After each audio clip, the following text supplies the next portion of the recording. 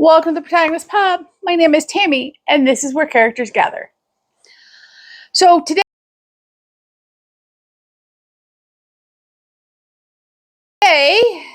I'm going to do several things in this video, try to minimize the breaking up of individual videos. And so today we're going to talk about the mid-year tags that are floating around. I've kind of combined them and condensed them down into a reasonable number because a lot of the questions were the same.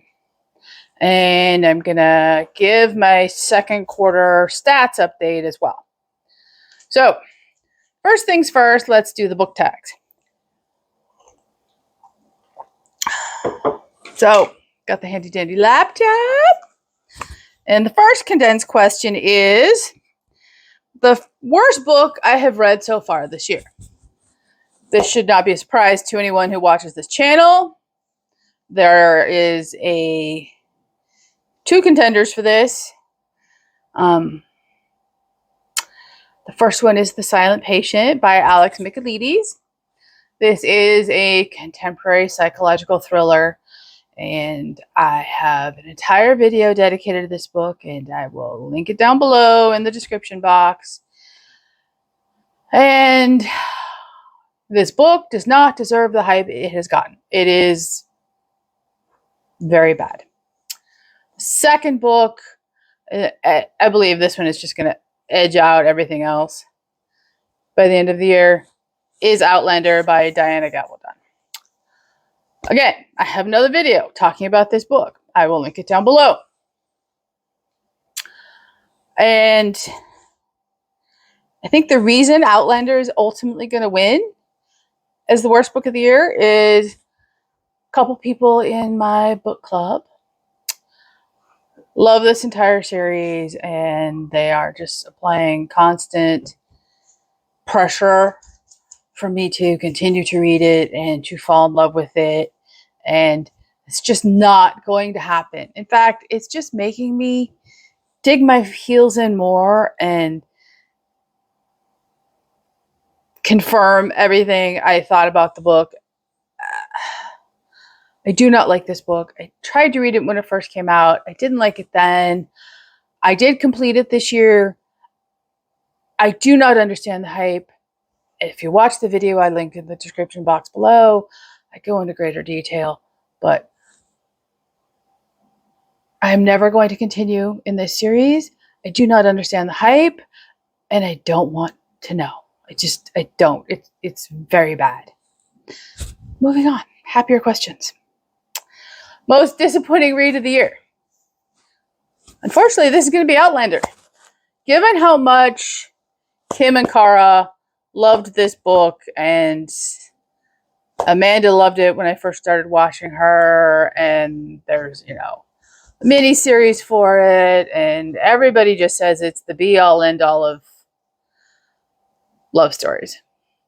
So you can imagine my disappointment given how I feel about the book. We'll leave it there. So let's move on to the stat type questions. What book formats have I gravitated towards this year? That would be physical and Kindle Unlimited. Physical includes both my personal bookshelves, book hauls, and library books. And Kindle Unlimited has introduced me to an entire host of authors that I wouldn't have read otherwise. My library doesn't tend to carry anyone who's been on Kindle Unlimited, and they're really not open to it. But Kindle Unlimited has been great this year. I have found some truly amazing reads on Kindle Unlimited. Joanna Barker springs to mind. Jenny Proctor springs to mind. Emma St. Clair springs to mind. And that's just to name a couple right off the top of my head. So I am very thankful for Kindle Unlimited. As of the end of June, my most read genres were cozy and romance. That really isn't a surprise to me as I sit here. that is what I've been gravitating towards this year, and I'm not surprised. I've wanted the happy ending. I've wanted the satisfying conclusion to the books. So I'm perfectly okay with that. I could have broken it down a little bit more, type of cozy, or is it a Christian romance? But in general, those are the two broad categories, and it's not surprising. Next stat question. Bookish goals. Do you have any? Well, yes. Am I on track? I would say I'm very on track. I just have the big daunting goals left for the most part.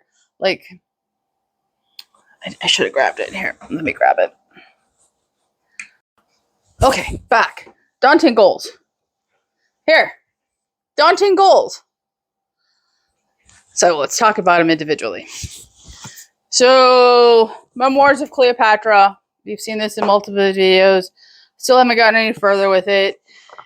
It's part of my challenge to read a book set in the ancient world.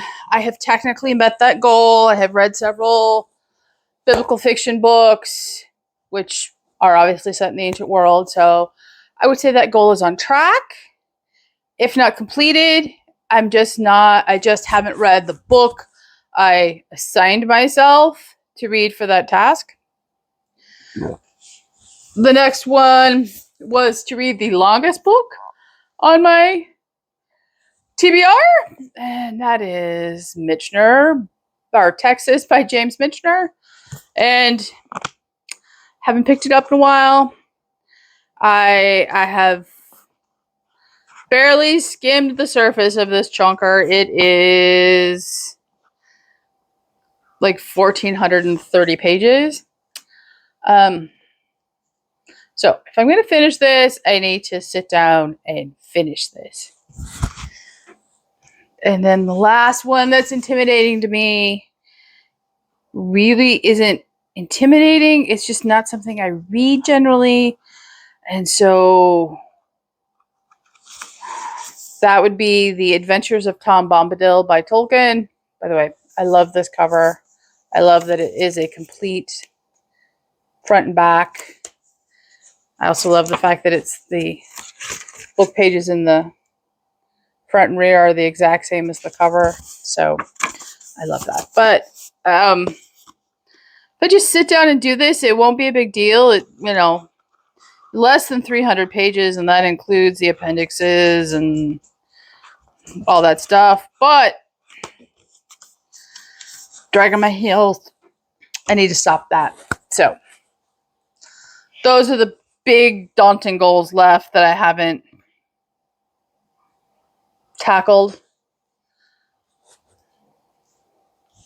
I need to get my butt in gear.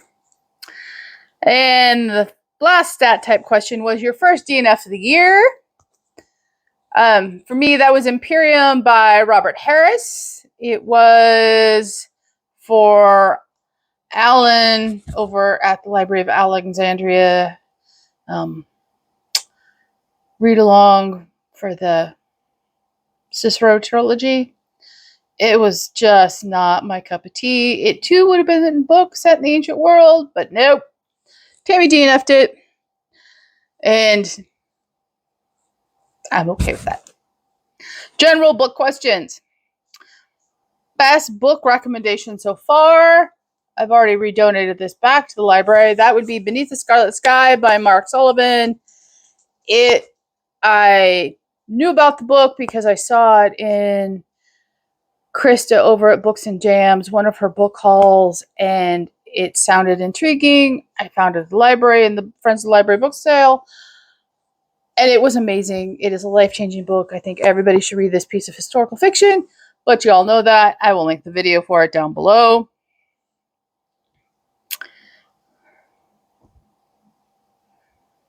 And,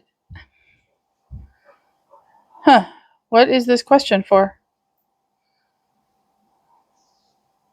Oh, a new release from this year that you've read and your thoughts on it, good or bad. That would be Feast or Famine by Mesa Andrews. This was a NetGalley arc for me. It was the second in her, I want to say Joseph series. I know it has a different name, so I will put it right here. The first one being Potiphar's Wife. And so I read Potiphar's Wife first, and that was my first ever biblical fiction book. I loved Potiphar's Wife. I enjoyed Feast of Famine. I preferred Potiphar's Wife personally. I have nothing but positive things to say about In Feast or Famine. It tells the story of, in essence, the second half of Joseph's life in Egypt. His wife, their kids, his status as vizier. It was a gorgeous book. I truly enjoyed it. And if biblical fiction intimidates you, because it can sound intimidating, it's not intimidating. Just think of it as historical fiction set in biblical times. That's really all it is. It's not a retelling of the Bible. It is a fictionalized account of events in the Bible that still remain true to the Bible itself. So biblical fiction is far less intimidating than it sounds. Books released in the first half of the year and releasing in the second half of the year that you want to read. So books that release in the first half of the year is The Broken Hearts Bakery by Carla Lauraeno. This is the July 2023 book club pick. I chose it. I read the novella for Katie over at Paperbacks and Ponytails. Spring into Christian Fiction read along in April. I loved the novella for this book. The second book is the Beacon Street Bookshop. It comes out in September. I will put a picture right here of the Beacon Street Bookshop. I am looking forward to it immensely. I love the novella. I know I'm going to love the Broken Hearts Bakery, so that was an easy choice. And the second book I'm looking forward to in the second half of the year, I'm on the launch team for. That is book 2 in the Molly Chase series. The first book is In Pieces. It's by Rhonda Ortiz. This is historical fiction set in post-revolutionary America. It is fantastic. It is Christian fiction. It is Catholic fiction. At that. The second book I am on launch team for, I will insert a picture right here. That is Adrift. And I am so looking forward to Adrift. I cannot begin to tell you. So here's the back blurb for Adrift. Boston, 1793. Now engaged, Molly Chase and new federal intelligencer Josiah Robb want nothing more than to settle into quiet married life, or as quiet as life can be when one is hunting down a ring of traitors among Boston's elite. But the plan has one glaring flaw, Molly herself, and the madness that has plagued her since her father's death. Until Molly proves herself an asset rather than a liability, Josiah's investigations cannot move forward. Intelligencer Eliza Hall thought she had left her troubles behind in Philadelphia long ago. When she is sent back to follow a suspect, she's ready to acknowledge the truth and make her peace. Except the man that she loves, who doesn't know about her past, is assigned to come with her. Now she must outwit her fellow spy and closest friend, lest he hate her for what she had been, while they maneuver to prevent revolutionary France from dragging a fledgling United States into a war it cannot afford. Both women are in search of a safe harbor. Little do they expect the winds to blow them into the most tumultuous, can't say that word this morning, waters of all. Back home. In Pieces is fantastic fiction. It is, as I said in my video, which I will link down below, it is a masterclass in historical fiction. It is immersive. It is in depth. It is so well researched. And it reads just like the most immersive novel you could want. From the opening chapter until the closing chapter, you do not want to put this book down, but at the same time, you want to savor every word. I found myself reading it slowly just so I didn't rush to the end. And that is not normal for me. So, yeah. I'm so looking forward to Adrift. I am so excited about being on the launch team. So, the most beautiful book I own. I don't usually judge books by their covers. I do have a couple of choices for this. I acquired all of these this year. So we will start with the library book first that I bought from the Friends Library sale. And I haven't read this one yet. I'm probably reading it. It fulfills a summer prompt for me. So that is The Summer by the Sea by Jenny Hale. It's just a peaceful beach scene, and you just who wouldn't want to go there? Really, who wouldn't want to go there? Next up is Across the Blue by Carrie Taransky. This one is courtesy of Jeanette over at Jane Reads. I have started this one. I'm enjoying it immensely. I'm still at the build-up phase, but I'm going to love this book. I'm going to love this book. I've said this before many a time, but the cover for the Broken Hearts Bakery is stunning, and it is very reminiscent of this part of Colorado and where it is set. And yeah, there's nothing about that cover I don't love. And this, yeah, In Pieces by Molly Chase.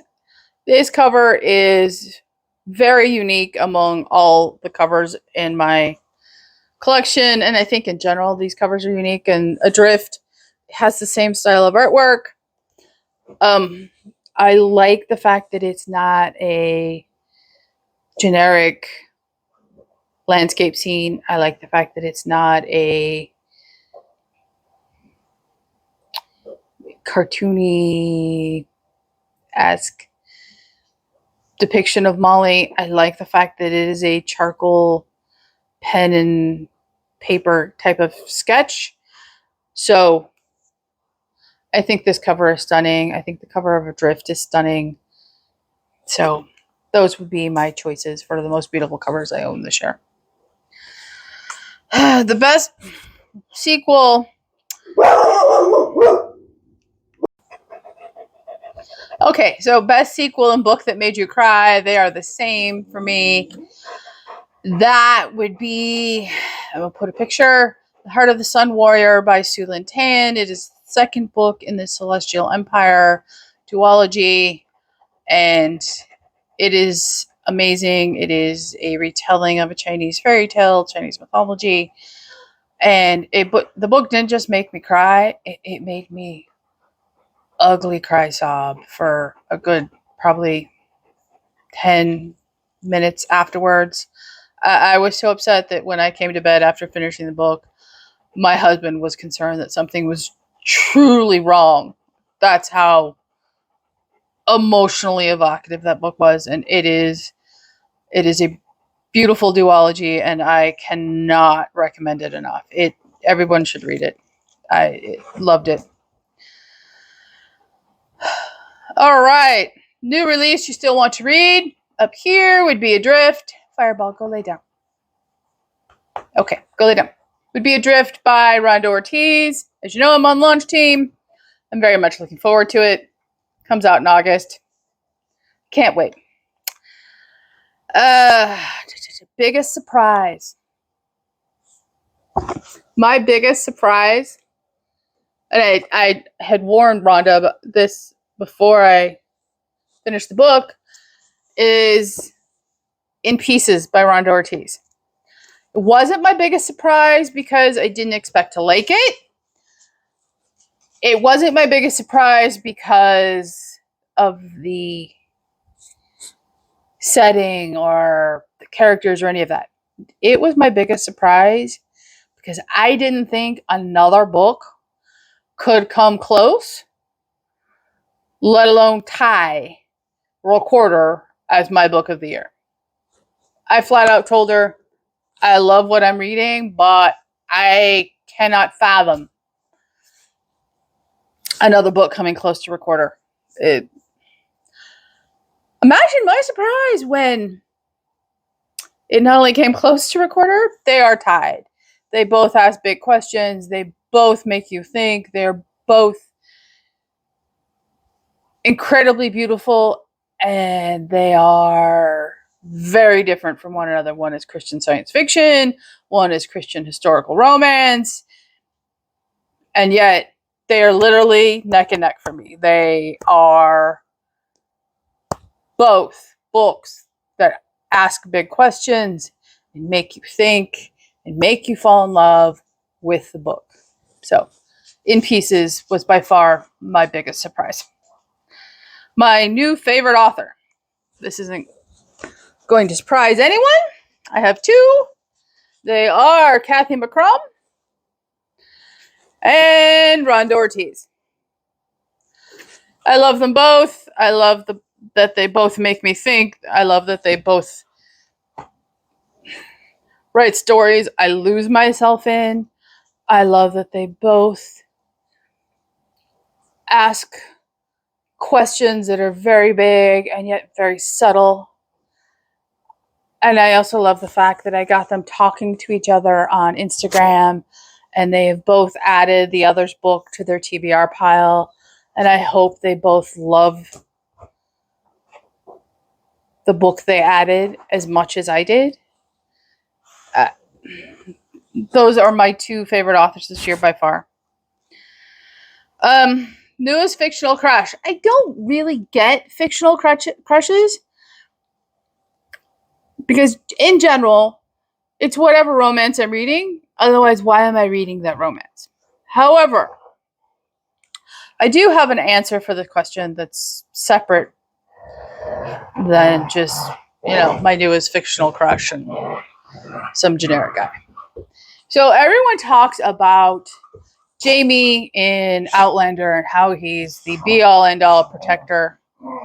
And once again, the girls are playing. I apologize. And I don't think Jamie in Outlander is anywhere close to a good guy. And I don't think he's a protector. And I think however, if you want to know what a true good guy and what the epitome of a protector man is, it's Josiah Robb and In Pieces. He is the epitome of, without thinking, doing what it takes to protect someone he loves without,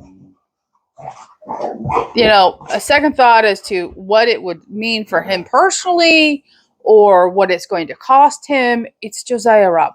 Josiah Robb is the just embodiment of what it means to love so completely you protect without a second thought and without an ulterior motive. And he loved Molly Chase from the very beginning. He's loved her since he was a child, but that does not change the fact that he wanted nothing more than to protect her.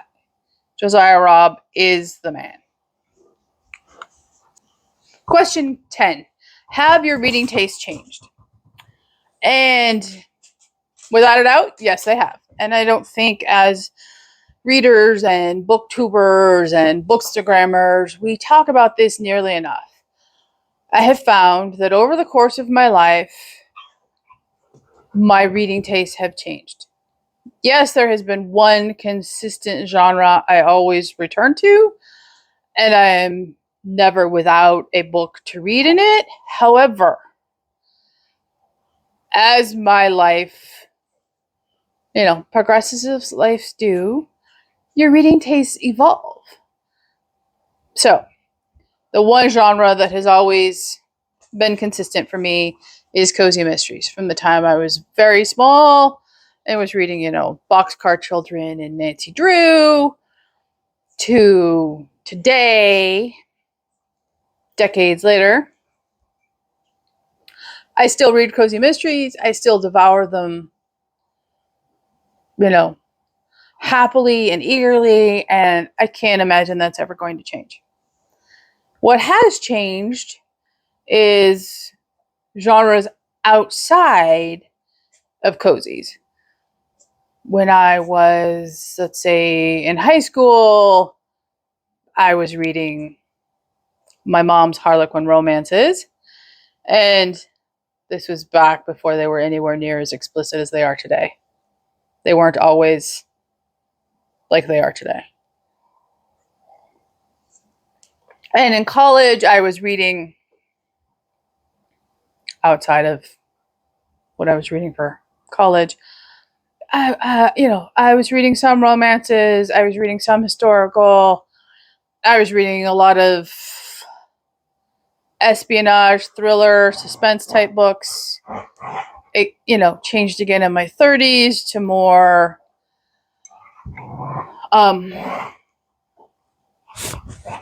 historical romance, like Philippa Gregory, Alison Weir, and still I was reading a lot of police procedurals in my 30s. 40s, I discovered fantasy thanks to my husband and Brandon Sanderson. I read a lot of fantasy in my 40s. Haven't read all of it. Haven't read everything I want to read yet in fantasy, but it's not holding the appeal for me right now. And I read, I don't want to say a lot of science fiction in my 40s, but I did read science fiction in my 40s too. And now, this decade, this year, I'm reading much more Christian fiction. I'm reading books that are far more optimistic and happier in tone. I am not in the mood for grimdark, and grimdark is unfortunately all the rage in most science fiction these days. And yes, Fireball and Kahlua cannot stop playing this morning. Fantasy and grimdark is just too dark. It isn't working for me right now. So, and that will change. So, question 11. Books still on my 2023 TBR. I will link my Protagonist Pub 2023 reading challenge down below. There are 30 prompts on that challenge. I'm doing fairly well. For all the prompts on the challenge, I gave myself hypothetical choices at the end of last year, beginning of the year. So, as I was saying, on my 2023 Protagonist Pub reading challenge, I gave myself books for each prompt that I assigned. And I have finished many of them. I still have many to go. So here's less than 10 that are still remaining. This is for my book with 14 letters in the title, and that would be The Western Wind by Samantha Harvey. And this is a medieval mystery. Right up my alley. This is to read a book set in summer. That would be Summer Sisters by Judy Blume. I bought this in 2020 when we were still in Pennsylvania. The chapters are short. It shouldn't be a problem for me to read. I just haven't read it yet. This is for my police procedural read prompt. That is The Darkest Evening by Anne Cleves. This has been on many of my pile of possibilities or anticipated 5-star reads. I just haven't been in the mood for it. It's very odd. I love that one, but I love Anne Cleves. I love Vera, but I haven't been in the mood for it. It's very, very odd. I set myself a challenge to read a short story or play, and I think I wrote down Fragile Things by Neil Gaiman, which is no longer in my library. However, in my library, I found Reunion Beach, and they are stories inspired by Dorothea Benton Frank. It is a collection of short stories. I checked this out from the library here recently, and there are 5 stories in here, maybe more than that, and they're not very long. And one of them is by Patty Callahan, who wrote Becoming Mrs. Lewis. So I'm very interested in this, and this is probably getting read here in July. And then I told myself to read a book of poetry. Don't know why I did that, but I did. So, The Adventures of Tom Bombadil by Tolkien. And then, the longest book of my TBR, Texas. And book set in the ancient world, which I have fulfilled using other books. However, when I set it up, I chose The Memoirs of Cleopatra by Margaret George. Haven't read it yet. And the last book I don't have a physical copy of yet. That is Seven Sisters by Lucinda Riley. It is for the prompt of a book set in South America. So most of those are fairly big, or they're fairly daunting for me. So I need to start sucking it up, Buttercup, and reading those books. So last 2 questions are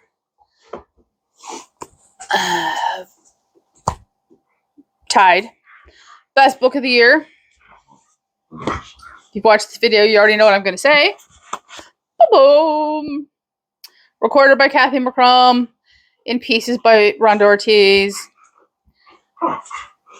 They are both books that blew me away. This book will change your mind if you don't like science fiction. Don't not pick up this book just because it's labeled as science fiction. Yes, it takes place in space. Yes, it takes place on a spaceship. Yes, there's a couple of battle scenes. But at its heart, this is not a book about any of those things. This is a book about what it means to be human and what it means to have relationships with other people.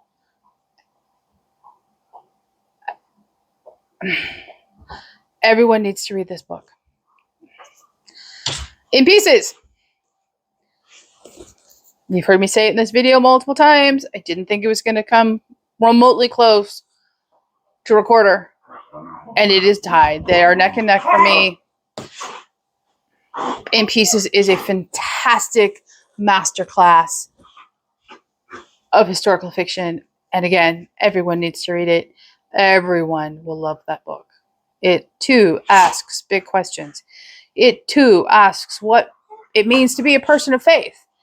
It asks, what is more important? What society thinks or doing the right thing? I love that book.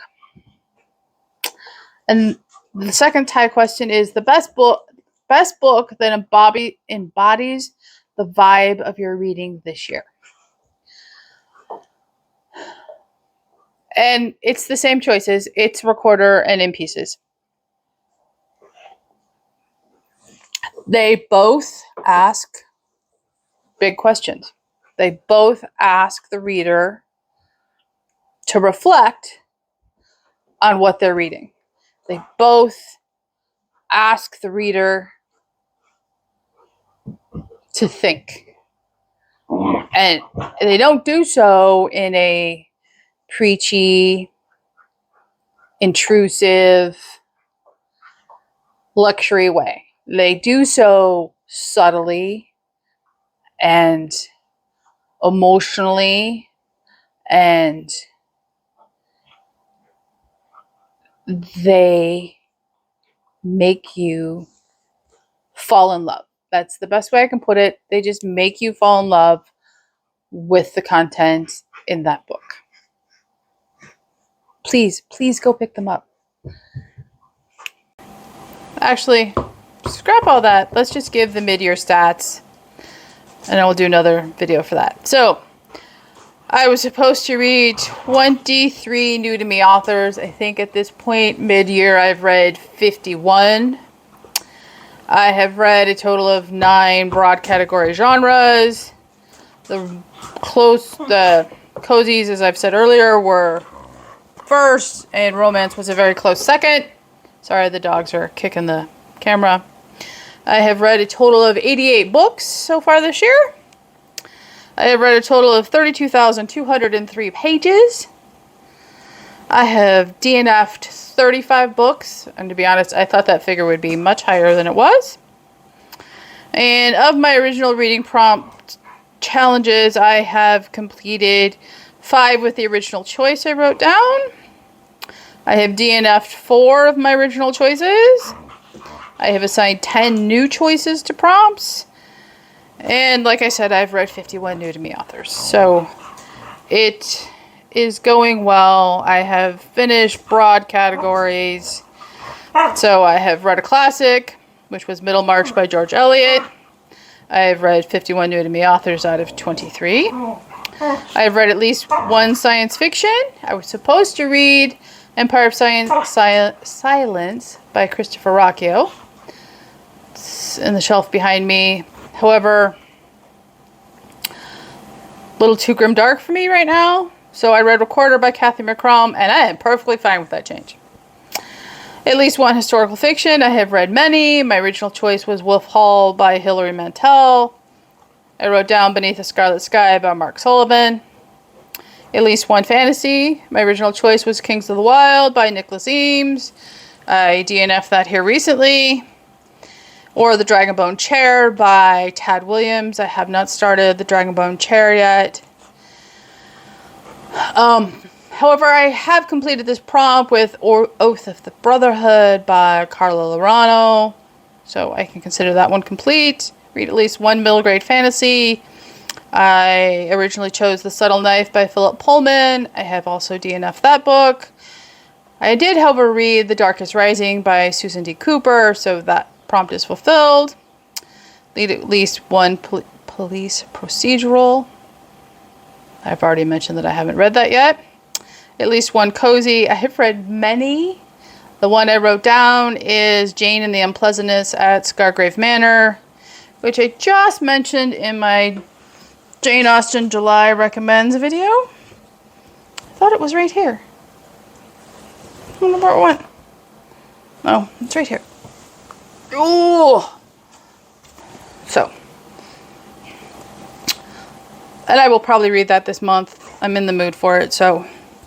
I have fulfilled the prompt, though. I have read so many cozies that doesn't even need to be. At least one fairy tale retelling. I chose The Heart of the Sun Warrior by Sue Lynn Tan. I have read that. As you know, I loved that book. Read at least 1 romance. I have read many. I wrote down Redeeming Love by Francine Rivers. I'm still very much on the fence on that book, so I'm choosing to fulfill this prompt with a Game of Hearts by Joanna Barker, which I read in January, and I totally loved that book. Reading nonfiction, I read Abigail Adams by Woody Holton. Finished a series that is complete. My original choice was the Bookmobile series by Laurie Cass. However, that series is not complete. But I have fulfilled the prompt.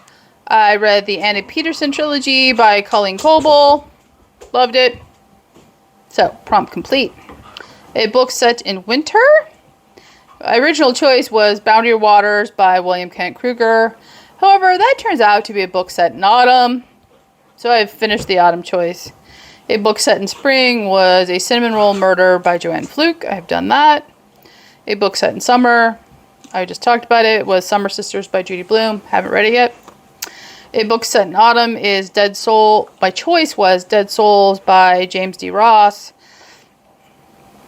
So I need to pick a new winter book and don't know what that is yet.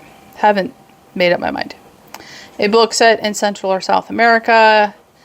My original choice is The Seven Sisters by Lucinda Riley. A book with 14 letters in the title is The Western Wind. Haven't read it yet. An American classic is The Long Goodbye by Raymond Chandler. I need to order this one. It's not available in my library anymore. It was at the beginning of the year. So, a book with animal companions. I had left this blank at the beginning of the year. However, Lending a Paw by Laurie Cass. Easy. Eddie the Wonder Cat. I have listened to an audiobook. I listened to Rebecca by Daphne du Maurier. A book outside your comfort zone. I chose Verity by Colleen Hoover. I haven't read it yet. My book club read it last year before I joined. They all loved it. So I'm going to check that one out from library and choose it.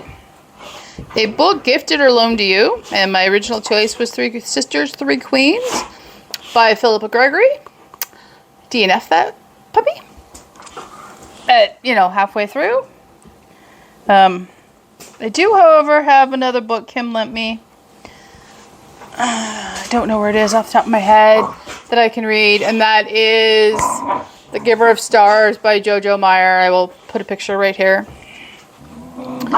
A book set in the ancient world. I wrote down Circe by Madeline Miller or The Memoirs of Cleopatra by Margaret George. I have not read either. I have fulfilled this prompt with other books, so it is complete. A book with flowers or about flowers. A book with about flowers or with flowers on the cover. My original choice was The Haunted Hibiscus by Laura Child. I DNF'd that book. I did, however, read The Baxters by Karen Kingsbury. I'll put a picture right here. As you know, did not like that book, but it does have flowers on the cover. A book of poetry or a play. I chose The Adventures of Tom Bombadil. Haven't read it. And the shortest book on my TBR is Green Witch by Susan Cooper, which I have read. The oldest book on my TBR was The Hobbit by Tolkien. I have read that. And the longest book on my TBR is Texas by James Michener. I have not completed that yet. So that is the status of my personal reading challenge. I have stuff to go. I have, however, made very good progress. Fireball is coming to say hello yet again today. And I don't know if I'm going to keep up with stats keeping in 2024. We shall see how I feel at the end of the year. It's the first time I've ever really closely monitored my stats. So time will tell. And that is the status of my reading at the middle of the year. It is the 11th of July. So we will see what the second half brings and if I manage to complete my personal reading challenge. Since their big honking intimidating books are left. How's your reading year going? Have you kept stats? Do you like keeping stats? How's your personal reading challenge going? Let's talk in the comments below. Like and subscribe, and I will see you here next time at the Protagonist Pub.